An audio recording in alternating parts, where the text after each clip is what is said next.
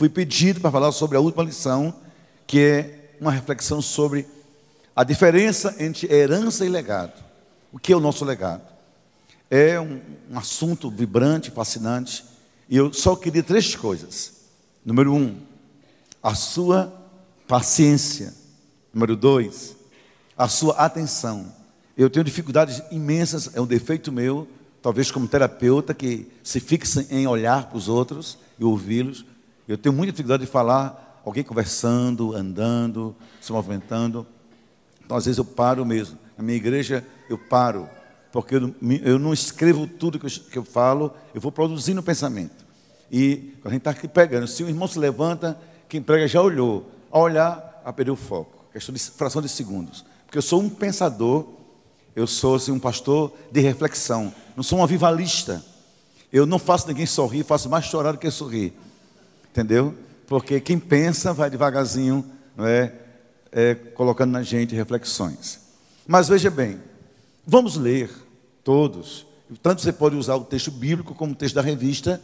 1 Samuel 12, de 2 a 5, e depois dos 22 a 23, 20 a 23, só para a gente ter um pano de fundo para o pensamento, ok?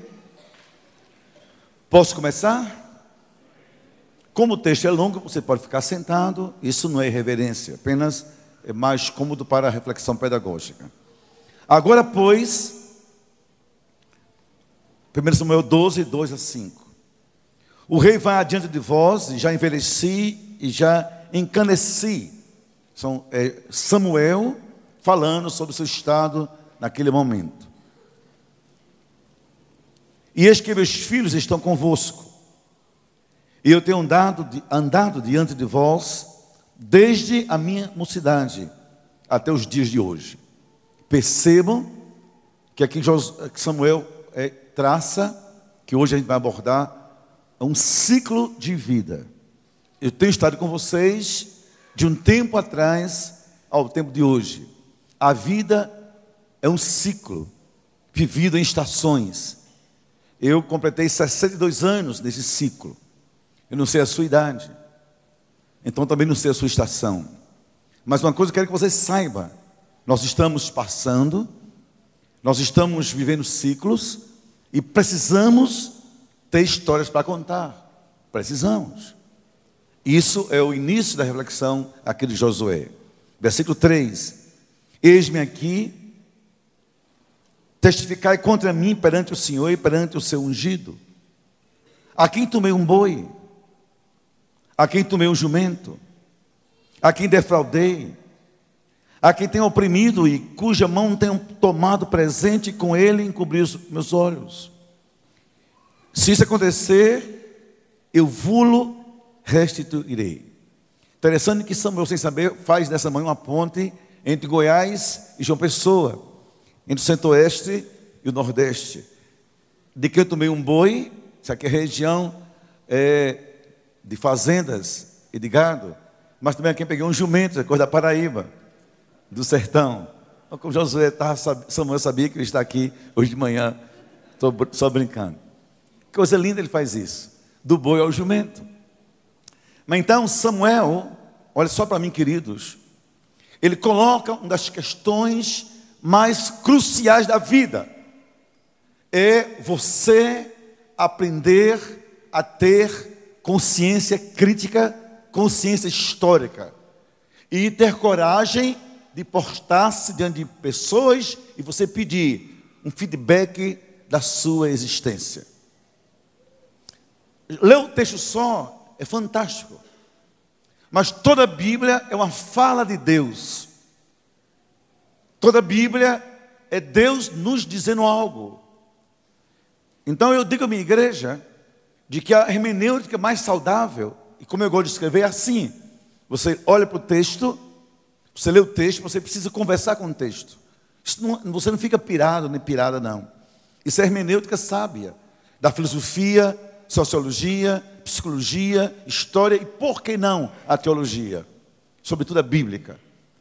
É assim. Que história é essa? Quando isso se deu? Quem é esse homem Samuel? Que povo era esse? Segundo, O que é que isso tem a ver comigo hoje em Goiânia? Depois de milhares de anos, quase 4.000, 5.000 anos, depende de como se conta isso.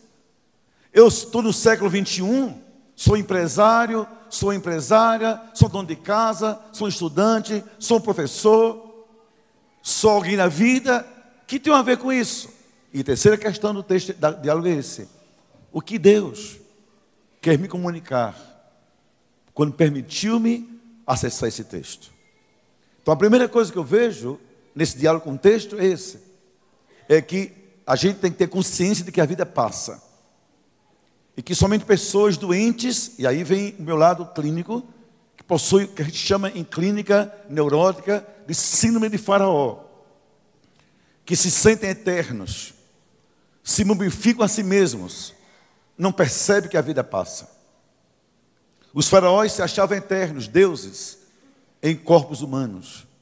E antes que morressem, mandavam fazer verdadeiros mausoléus de eternidade, depois pirâmides. E depois iam ser mumificados para viver a ilusão da eternidade. Segundo, Samuel me diz no texto, e Deus me diz para Samuel: Estevão Fernandes, como você se coloca diante da sua vida criticamente? Quais são os seus feedbacks? Por exemplo, eu sou pastor, eu sou marido, eu sou pai, eu sou avô. Eu preciso me perguntar o que as pessoas pensam de mim. Preciso perguntar às pessoas que tipo de marido eu sou, de pai eu sou, de pastor eu sou, de pessoa.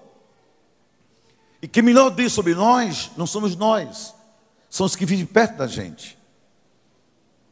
Por isso que todo homem tem pavor quando a mulher diz assim: vamos conversar seriamente sobre isso. Ele geralmente, antes, se ela disser vai ser amanhã, ele vai ter diarreia, cólica, vai ter insônia, ou vai dizer que amanhã tem um futebol que ele não pode perder, fica para outro dia. Mas conversar seriamente significa: eu tenho algo a dizer para você, por lhe surpreender. Mas também as mulheres precisam ouvir isso do marido. Vamos conversar. E geralmente os homens fogem, as mulheres temem, mas fogem menos. E aí Samuel diz: você tem que ter coragem, tem que ter peito para deixar que os outros falem ao seu respeito. Entenda a construção para chegar no assunto de hoje. Versículo 4. E disser então: em nada nos defraudaste, nem nos oprimiste, nem tocaste em coisa alguma da mão de ninguém. E aí há uma coisa nova que vem no conjunto daqui a pouco. É que a gente não fere as pessoas porque a gente lhes rouba bens. A gente fere as pessoas quando a gente também lhes rouba a alma.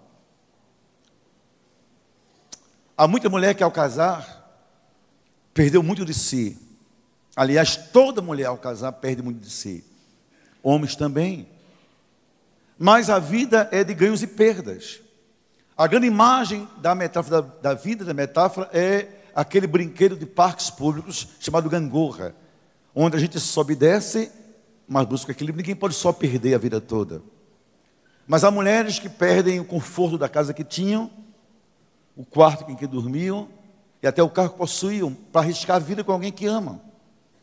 Então elas às vezes empobrecem materialmente por algum tempo, mas elas podiam ganhar, se sentirem ricas por outros ganhos. O pior é que às vezes elas perdem bens, mas também perdem a alma. São infelizes, maltratadas. Há maridos que sequestram as esposas, se quer o direito de serem elas mesmas, a vontade, o desejo, até a opinião. E diz assim: mulher minha, não pensa, eu decido e acabou. Se imagine que absurdo. Há pessoas que em nossa vida têm uma função diabólica daquela tríade maligna: matar, roubar, destruir. Eu vou lhes contar algumas coisas ao longo do tempo. Deixa eu só colocar o texto. Ele diz em que a gente em nada nos defraudaste, mas também nos oprimiste. Essa questão da alma, opressão. E aí continua no versículo 5, e ele lhes disse: o Senhor, olha que coisa linda, Samuel ter coragem de chamar Deus como testemunha, seja contra vós e o seu ungido, se hoje testemunha de que nada tenho achado na minha mão, tem-nos achado. E disse o povo: seja Deus testemunha. Então disse Samuel para o povo: não temais, vós tendes cometido todo tipo de mal, porém não vos desvieis de seguir ao Senhor, mas servi ao Senhor com todo o vosso coração. E não vos desvieis, pois seguirias as vaidades, que nada aproveitam, tampouco vos livrarão. Por que vaidades são? Pois o Senhor não desamparará o seu povo. Por uma razão, disse Samuel, por causa do seu grande nome, que aprove ao Senhor fazer-vos o seu povo. E aí ele termina de maneira magistral, para a gente começar a reflexão. E quanto a mim, longe de mim, que eu peque contra o Senhor, deixando de orar por vós, antes vos ensinarei caminho bom e caminho direito. Parece até que esse texto foi escrito, inspirado no Lava Jato, inspirado no Brasil do Temer, no Brasil do PT, no Brasil dos escândalos, das denúncias, e desse nome que a gente escuta diariamente, sem a gente sequer entender mais por que tanta insistência e pouca resolução, chamada delação premiada. Quem pode em Brasília, quem pode em Goiânia, quem pode em João Pessoa, no seu quarto, no seu banheiro, no seu cantinho, evocar Deus, dizer: tu és minha testemunha, de que a ninguém eu defraudei, nem a ninguém eu oprimi. Irmãos amados, escuta uma coisa, todos nós precisamos aprender uma grande lição, dentre muitos, é claro, mas vamos comigo acompanhando. Número 1, nossa vida é uma nuvem, é passageira. Há 38 anos atrás eu tomei posse como pastor em João Pessoa, eu tenho 23 anos de idade, eu era um menino. Hoje eu construo a minha saída, sou homem, me cansando de muitas coisas. Há exatos 38 anos eu conheci uma garota, ainda adolescente, comigo casou, não tinha sequer 18 anos. Namoramos 5 anos, ela entre 14 e 15 até a gente casar. Casamos virgens os dois, temos muitos sonhos. E de repente, hoje pela manhã, ela diz: Estevão, me deixe dormir, eu não consigo ir, estou cansada. Mas antes era um adolescente comigo, ninguém tinha limites. De repente, eu chego em casa amanhã, chegarei amanhã, se Deus permitir, escuto uma vozinha no corredor do meu apartamento: oi, vô. Olha, um pirralhinho de 3 anos, me beija, me afaga, me faz sentir gente digna da vida que Deus me deu. Porque os netos não são somente filhos dos filhos, são a sobremesa da nossa vida. Isso que eles são. O sabor melhor, depois de tudo que nós degustamos e até amargamos. Eu estou aqui e lembro, Estevão está passando. Mas há um tipo de gente presunçosa, vaidosa, ingênua, tola, doente, neurótica, patologicamente doente, que não pensa assim. Que é imortal, será sempre jovem, ou sempre adolescente, ou sempre quarentão, ou cinquentão, ou sempre isso e aquilo, sem entender essa lição da Bíblia. Tudo tem seu tempo, inclusive da nossa vida sobre a terra. Estamos em passagem, lição número 1 da vida. Ninguém constrói legado sem essa consciência crítica do tempo. Segunda, que precisamos aprender uma verdade. Olha bem para mim, nós deixamos marcas. Todos nós deixamos marcas nos outros. Estamos de passagem, mas escute-me, mas nós não passamos de vez. Porque a gente, depois que morre, continua existindo nas marcas que nós deixamos. A questão é essa: que marcas? Olha só, escute sem medo do que eu estou dizendo certo, sem medo de errar.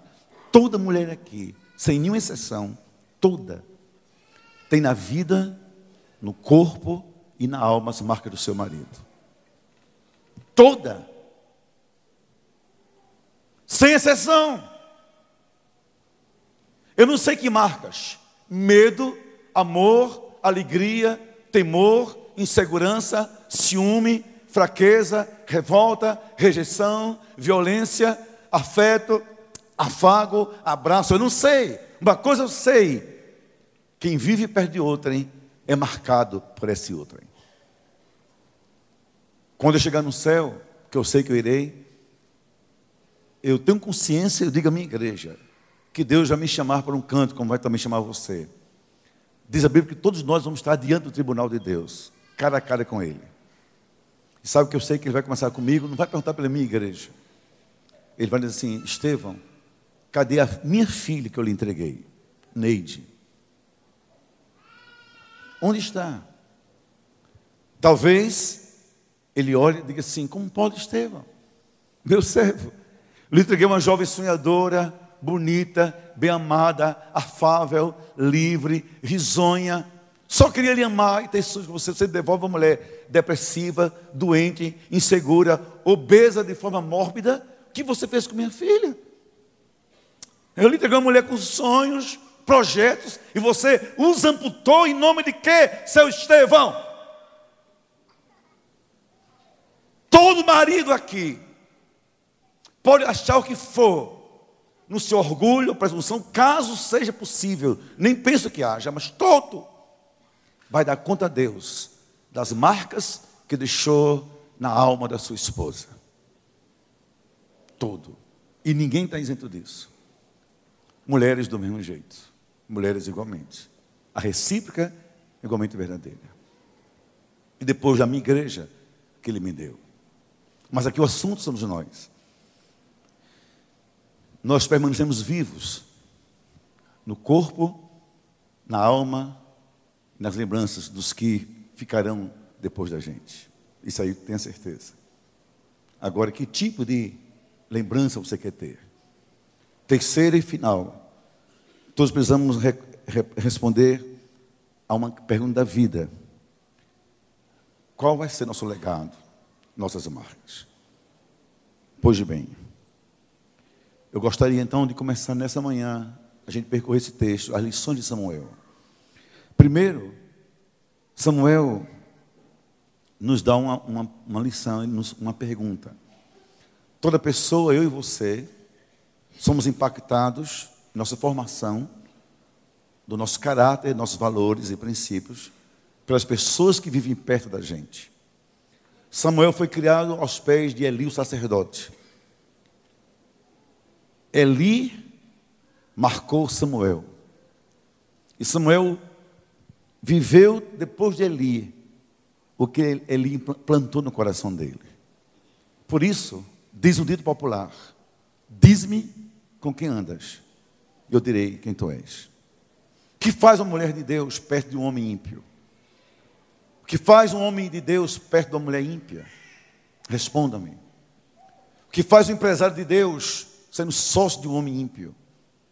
Que valores um namorado ímpio vai impregnar na alma de nossas filhas santas de Deus? Que valor uma namorada ímpia vai marcar meu filho, homem de Deus? Você pode responder? Então deixa eu contar a vocês uma história real. Só vou contar aqui a história real.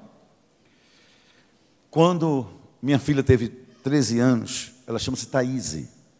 Ela é bonita, ela menstruou muito cedo, a menarca, primeira menstruação, veio muito precoce. Com 13 anos ela tinha corpo de mulher.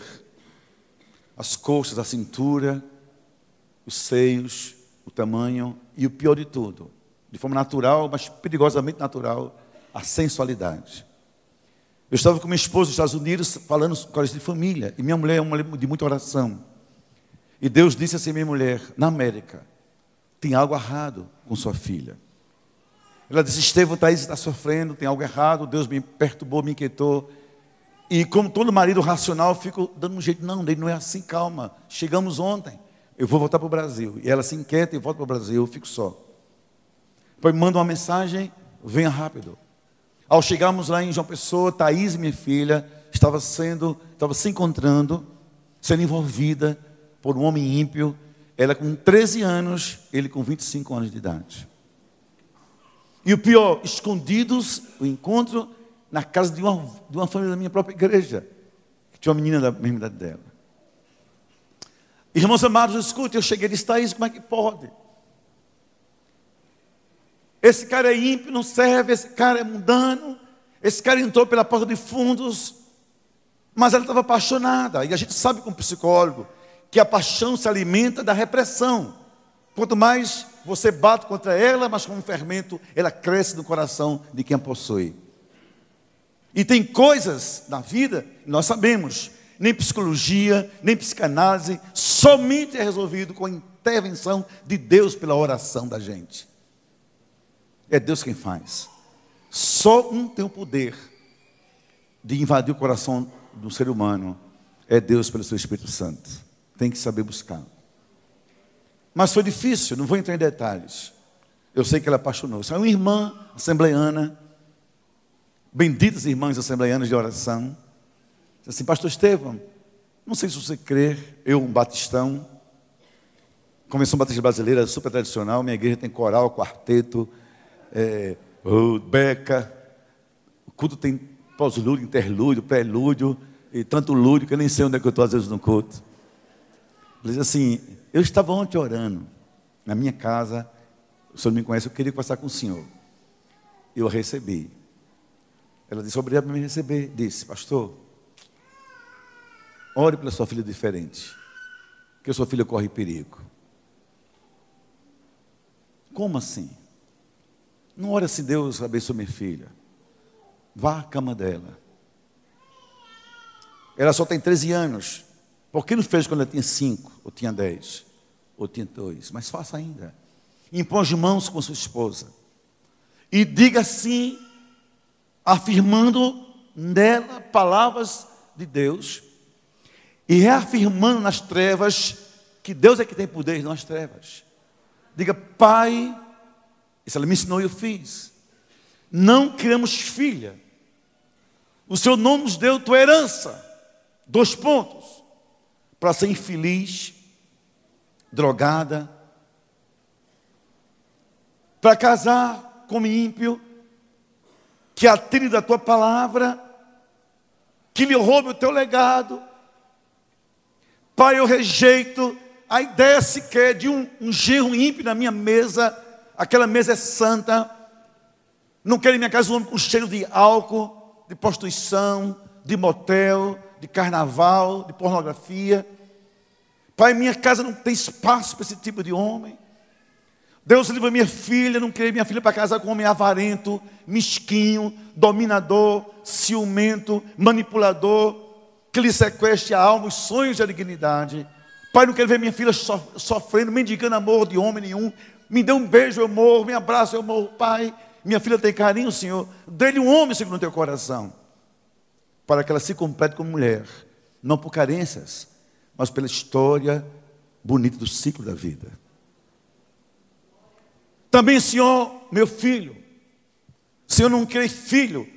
Aí fui colocando, irmãos, naquele tempo não tinha medo da homofobia, era assim, para ser homossexual, não quero filho vivendo com outro homem. Senhor, eu quero netos, que a tua palavra diz que eu vou ver os filhos dos meus filhos, como, Senhor, se ele casar com outro homem. Aliás, se unir. Quero netos. Deus, eu não quero uma nora mundana, com cheiro de pecado, de motel, de carnaval na minha casa. Porque essa mesa, Senhor, é santa.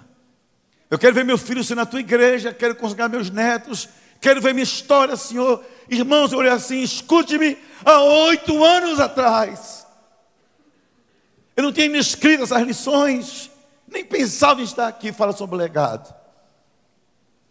E minha filha sofrendo com ela. Mas escute, Deus ouve nossas orações. Por favor, diga, levante a mão comigo, por favor, sua mão. Não importa, direita ou esquerda. Assim, encerre o punho. Como um guerreiro, diga assim: eu sei que Deus ouve as minhas orações.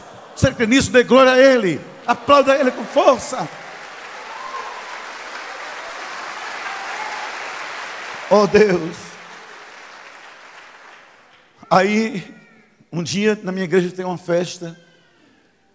Eu, sem saber, a igreja é grande como a sua. Um rapaz se converte, vai para essa festa. Deus faz ele olhar para minha filha. E Deus faz minha filha, pelo menos percebê-lo. Ela ainda é apaixonada. Esse rapaz, ela se aproxima, começam algum tipo de contato, e um deles chega para a minha casa, olha a diferença, diz assim: pastor Estevão, eu queria sua permissão para namorar a Thaís. O ímpio pulou o quintal, o servo de Deus veio pela porta da frente. Sempre, quem é de Deus não faz nada às sombras. Sempre a verdade é luz perto dela. Vou resumir. Namoraram por 5 anos. Eu fiz o casamento. No dia do casamento, ela me chamou um dia antes para dizer: pai, um dia eu vi você e mamãe dando testemunho. Quer dizer ao Senhor que nós dois também estamos nos casando virgens. Foi difícil, mas nós tomamos uma decisão. Queremos ser como nosso pai e nossa mãe. Vou dizer uma coisa melhor. Esse rapaz fazia concurso para juiz federal, eu não sabia. Senão eu tinha apressado até o casamento. Eu não sabia. Nem conhecia esse rapaz. Já tem um grande emprego federal. Passou uma série de provas. Quando chegou a última, me procurou chorando, dizendo: pastor, eu não posso fazer essa prova final. Ele tem um QI muito elevado e sempre passa em concursos e vários. Por quê, Júnior? Porque conhecendo o Senhor, conhecendo sua casa, sua filha, sua família, há um ano que Deus me inquieta para eu ir para o ministério. Eu quero ser um pastor. Escute, esse rapaz hoje é o meu pastor de jovens. Meu genro é o meu pastor de jovens. Um dia eu fui ameaçado por um ímpio, mas eu disse a Deus: Senhor, eu quero um legado. Minha filha foi criada no Evangelho, Senhor, não deixe que ninguém roube esse legado. Irmãos, escute, eu sou um dos poucos pastores nesse Brasil, um dos poucos, tem alguns, claro, que olha assim para a sua história e diz assim: valeu a pena, valeu a pena, valeu a pena. Samuel primeiro ensina isso. A gente precisa saber escolher quem percorre o nosso mundo e quem toca a nossa alma. Todo pai tem que ser um guerreiro pelos seus filhos, pelo legado dos seus filhos. Sabe o que é interessante? É que alguns homens em Goiânia, em Goiás é conhecido como estado, não é, muito forte, sobretudo na pecuária, cidades como Rio Verde, onde eu tenho amigos a quem Deus abençoou grandemente. Escute bem, queridos. Então esses homens geralmente, vou usar uma linguagem simbólica, matam quem eles roubam 1 metro de terra, matam quem eles roubam um boi, matam quem eles invadem a cerca, mas não lutam pelos seus próprios filhos. Como se boi, terra e cerca valem mais que nossos filhos. E quando minha filha se casou, voltou da lua de mel, me chamou num canto com minha esposa e disse assim: pai, obrigado, porque um dia o Senhor lutou por mim. Lute pelo seu legado, antes que alguém o roube. E às vezes o prejuízo é enorme. Samuel nos ensina, segundo, do valor da memória espiritual. Lembrando o povo que Deus fez, o amor de Deus, o cuidado de Deus, a sua fidelidade. Escute bem, hein? Consciência crítica e memória espiritual são o fundamento do legado que a gente vai deixar na vida. O que estou fazendo, o que estou ensinando, o que eu creio, tudo isso tem que estar na base da minha vida. Para depois, o que Deus fez por mim, como vou passar isso? E agora eu vou contar um pouco a vocês da minha história antes que eu termine. Meu pai era carteiro. Então nós éramos muito pobres. 8 filhos. E um pai sozinho para manter os 8 filhos com um salário de carteiro do correio nos anos 50. Eu nasci em 55. Até casar, escute-me, até casar, eu nunca soube o que foi uma cama. Eu passei a vida dormindo em rede e como rapaz com 18 anos, em casa, no sofá, na sala, com meu irmão Eli, os outros irmãos Esaú e Oliveira, os filhos. Porque minhas irmãs ficavam nos 2 quartos. Eram beliches para caber as 4 e meus pais no quarto deles, é claro. Nunca tive brinquedo. Nunca tive nada de luxo. Meus cavalos eram de pau, cabo de vassoura, e meus carros eram de latas de óleo, com que eu podia brincar. Meu pai era muito pobre.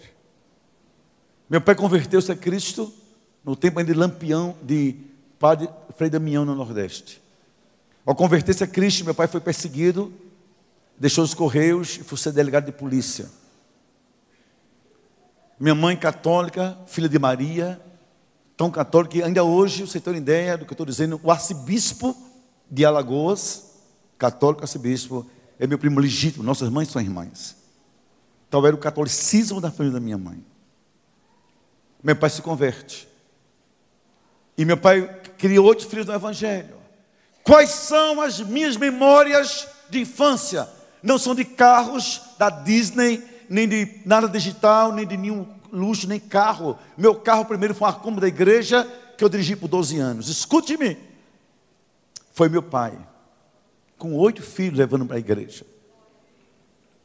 2 nos braços. Os outros, um na mãozinha de cada um. Nos braços menores. Todo domingo de ônibus.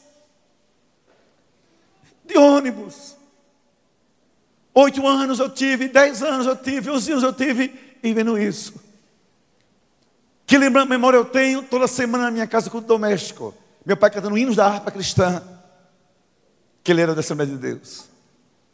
Oh, que saudosa lembrança tenho de ti, ó Sião. Como é que eu vou esquecer nunca isso? O Senhor da ceifa está chamando. Quem quer ir por mim a procurar? Eu tinha 8 anos. A lembrança é essa. Lembrança que eu tenho de homem é meu pai pegando a mão da minha mãe e nunca dando um grito nela. Porque homem de verdade não maltrata a mulher que Deus lhe deu. Não é dinheiro, é valor interior. Como é que eu ia pensar em divórcio se meus pais envelheceram e morreram velhinhos, bem casados? Como? E sabe que lembrança eu tenho, irmãos? É que meu pai disse um dia para a gente: nada eu lhes dou, a não ser a minha riqueza, Jesus Cristo. O que aconteceu? 8 filhos, todos os 8 evangélicos. Minhas 4 irmãs casadas com 4 homens crentes, um deles pastor dos Estados Unidos. Os seus 4 genros, todos crentes. Toda a minha família, entre filhos e netos e sobrinhos do meu pai, toda essa história, não tem nunca ninguém fumante, nem ninguém mundano, nem ninguém fora da igreja, nem ninguém pecador. Toda a minha família não houve história de separação, história de violência sexual, de drogas, nem de cadeia. Deus pega 2 irmãos meus e leva para o céu antes que a gente pudesse viver com ele mais tempo. Ficamos 2, eu e meu irmão Eli, os 2 filhos homens que ficaram. Os 2 somos pastores. Eu aqui, João Pessoa, meu irmão em São Paulo. A gente olha para trás e diz: Senhor, obrigado, que nosso Pai nos ensinou que riqueza é Jesus Cristo. Riqueza é uma família criada em Jesus Cristo. E meu pai me ensinou, como Samuel ensinou ao seu povo, a ter memórias espirituais. Como eu queria criar filhos no mundo. E hoje, vivendo meu ministério, minha filha casada com um pastor, meu filho se tornando pastor, meus netos na igreja. O que é que eu tenho a dizer a não ser: eu sou um milionário? Deus me fez muito rico, que meu pai me deixou um legado, Jesus Cristo. E um homem que soube honrar sua esposa, amar seus filhos, sem joias, sem carros, sem gado, sem dinheiro. Mas quando o coração chega primeiro, as coisas esperam para depois, e já tem pouco valor no coração da gente. Pouco valor. Eu tenho vontade de chorar quando penso nisso, porque Deus sabe que assim foi a minha vida. Quais são as suas memórias espirituais? Vocês sabem? Sem elas não há legado. Sem elas vai ficar difícil passar algum legado. Mas vamos continuar Está perto de terminar? Estão cansados? Não. Quanto tempo? 10 minutos? A 16 só para terminar tudo? Agora, meu Deus, agora estou vendo ali, coisa do inimigo, na minha frente eu não estava vendo. Vamos correr, vamos correr, vamos correr. E eu queria encerrar, meus irmãos, nesse tempinho que falta, porque eu vou chegar nos legados finais, o seguinte. Eu sou capelão oficial de alguns hospitais. Então eu fui, uma vez por semana, eu vou ao hospital em João Pessoa, eu estava na Unimed. Eu saio de um quarto, visitando uma ovelha minha, quando uma voz grita no corredor: Pastor Estevão. Voz de mulher. Eu me volto a duas irmãs, duas senhoras. Pois não. Olha a conversa. Nós não somos evangélicas, somos católicos. Mas o senhor podia ir naquele quarto visitar o meu pai, orar por ele, na linguagem deles, rezar por ele. A gente lhe conhece, pastor, você fazer isso para a gente? Eu parei e disse, claro.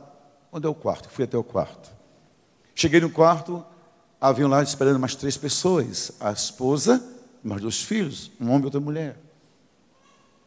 E um homem octogenário sentado numa cama. Irmãos, de forma estranha, eu paro e Deus diz a mim claramente, não ore. Como se eu vim orar? Não ore, não lhe permito orar. Converse com ele. Aí eu me apresento e digo, olha só, senhor, perguntei o nome, não vou dizer o nome. Porque o senhor acha que Deus deva, porque eu acho que o senhor deve orar pelo senhor. Ele disse que eu estou muito doente, pastor. Queria viver mais. O senhor quer viver quantos anos? Eu perguntei. Queria que Deus me curasse pelo menos mais 10 anos. E Deus dizendo assim, não ore ainda, pergunte. Segunda pergunta. Agora olhe para mim essa pergunta, para mim e para você. Eu disse àquele homem, tive medo de ser agredido pela família, mas Deus mandou perguntar. Porque o senhor acha, senhor, que Deus deva lhe curar e lhe dar mais 10 anos de vida? Para quê? Mas pastor, que é isso? Sim. Vou lhe ajudar a dar a resposta. Que tipo de marido o senhor foi? E a esposa do meu lado. O senhor foi um bom marido? O senhor aquecia a alma da sua esposa, o corpo da sua esposa, a mente dela?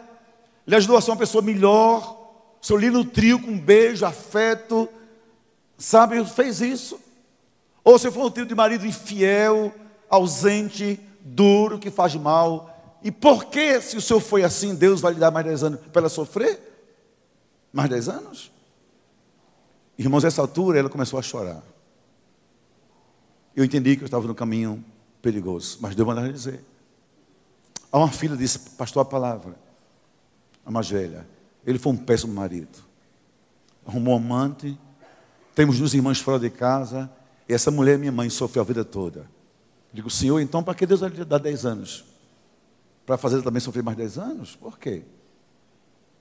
Mas senhor, vamos imaginar, que tipo de cidadão o senhor foi? Se for uma pessoa boa, útil, fez o bem, seus vizinhos vão chorar a sua ausência, seu condomínio, seu prédio, a sua casa. Que tipo de ausência o senhor fará nessa terra? Senhor, me responda para orar pelo senhor. Que uma pessoa boa vai fazer falta. Vamos pedir para Deus não lhe tire. Ah, pastor, esse homem é violento, avarento, brigou com todo mundo, nós não temos amigos, só a gente aqui. No final eu perguntei, e aqui eu termino, que tipo de pai o senhor foi para os seus filhos? E aí não tem mais o que perguntar, todos choravam. Ah, pastor, a gente não sabe o que é ter pai. Todos adultos, ele é octogenário. Aí eu disse assim, senhor, ainda quer que eu ore pelo senhor? Se o senhor viver 10 anos, essa mulher vai sofrer por mais 10 anos, ela merece? Se o senhor viver 10, Deus lhe curar por 10 anos, os filhos vão sofrer, eles merecem um pai assim? As pessoas? A não ser, senhor, eu falei de Jesus, que o senhor se entregue a Cristo agora, e peça a Deus 10 anos, para que dê tempo, tentar sair em 10 anos, o que não foi durante toda a vida. Mas quem sabe, deixa no final um legado, um homem que se arrependeu, ainda que um pouco tarde demais. Agora me escute, para eu terminar. Todos estamos passando, mas todos viveremos na alma nas lembranças dos que ficaram depois de nós e viveram perto de nós. Esse é o nosso legado. Que tipo de esposo você é, que vale a pena Deus lhe manter vivo para o bem da sua esposa? Que tipo de pai você é, que vale a pena você estar vivo para o bem dos seus filhos? Que tipo de pessoa você é, vale a pena viver para o bem da sociedade? Que tipo de crente você é, vale a pena viver para o bem da sua igreja? Que tipo de servo você é, vale a pena ficar para o bem do reino de Deus? Caso contrário, por que vamos continuar vivendo? Por quê? A não ser que a gente mude e repense tudo. Repense tudo. O legado ético-moral é esse. Eu vou resumir uma palavra. É nossos filhos, no caso meus filhos, dizerem assim: tudo que eu quero é ser como meu pai. E um homem, qualquer homem que esteja aqui, a partir de mim, que não servir de exemplo aos seus filhos, perdeu o jogo da vida. Foi um derrotado. Ele pode ter propriedades, dinheiro, gado, joias, poder, mandatos, o que ele quiser. Mas se o filho disser, eu não quero ser como meu pai, não vale a pena. Esse homem foi um perdedor nos corredores da existência.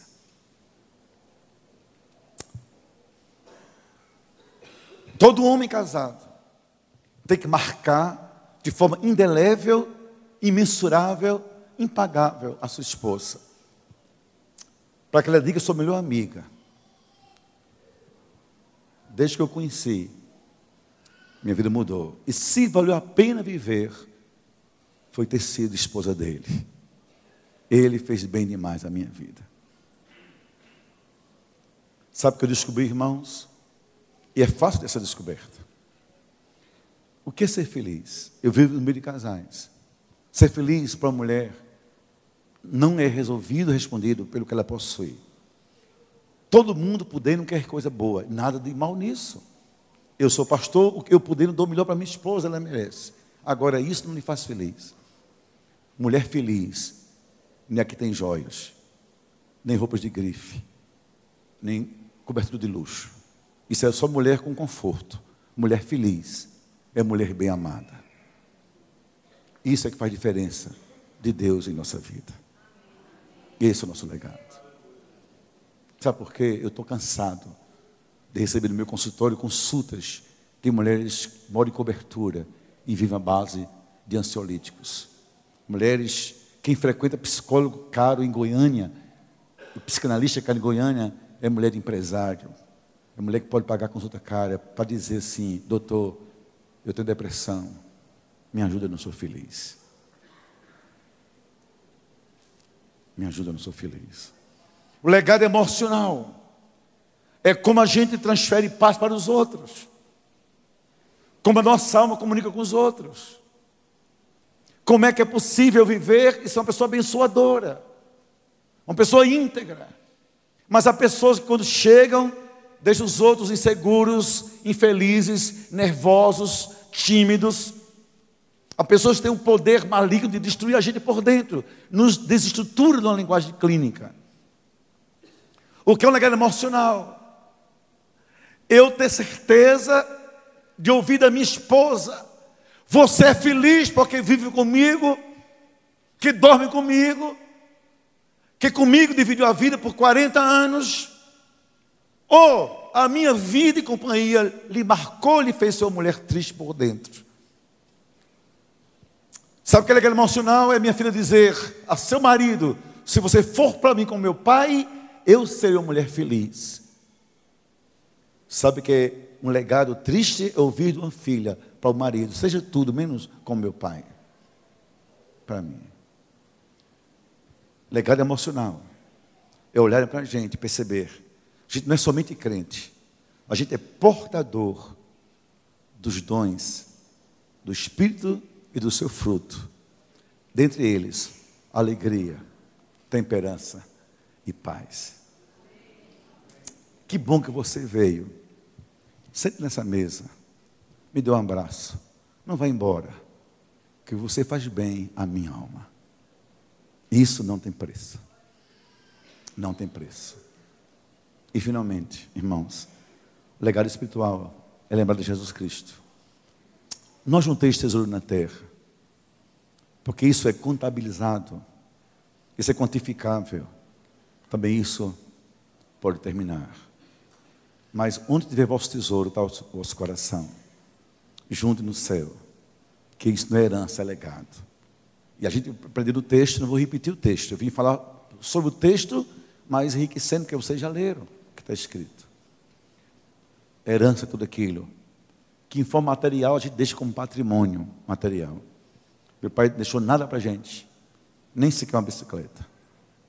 Legado é o patrimônio moral, espiritual, que a gente deixa e ninguém pode contar. Meu pai nos fez ricos, meus pais nos fez milionários. 8 filhos, todos crentes.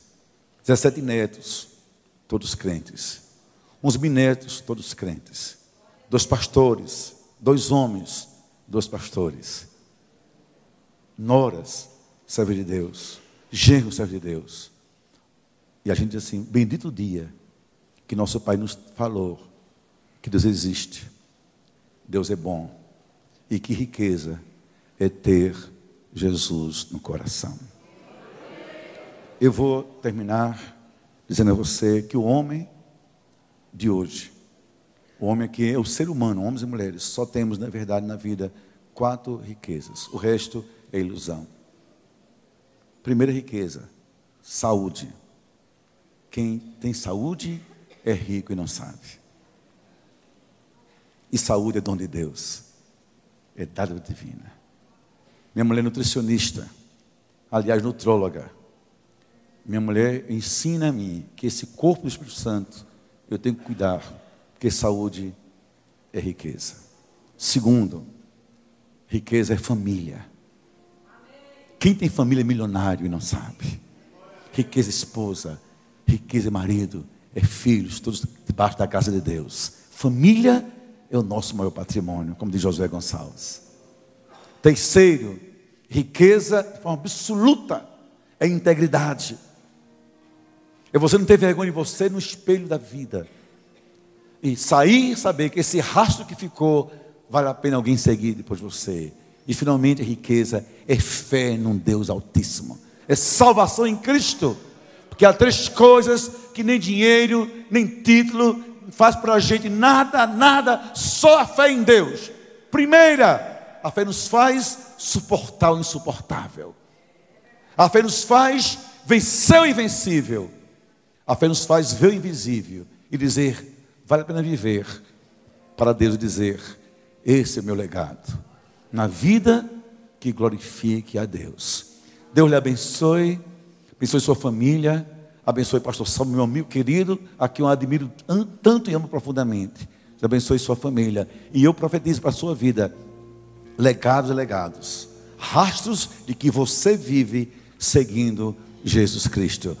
Deus abençoe a todos, em nome de Jesus, amém, amém, amém.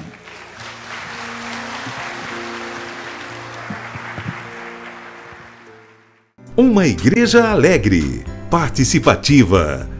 Todos os domingos, às 9 horas, um delicioso café da manhã e uma escola bíblica abençoada. Às 18 horas, culto da família. Segunda, às 14 horas, Manancial Feminino.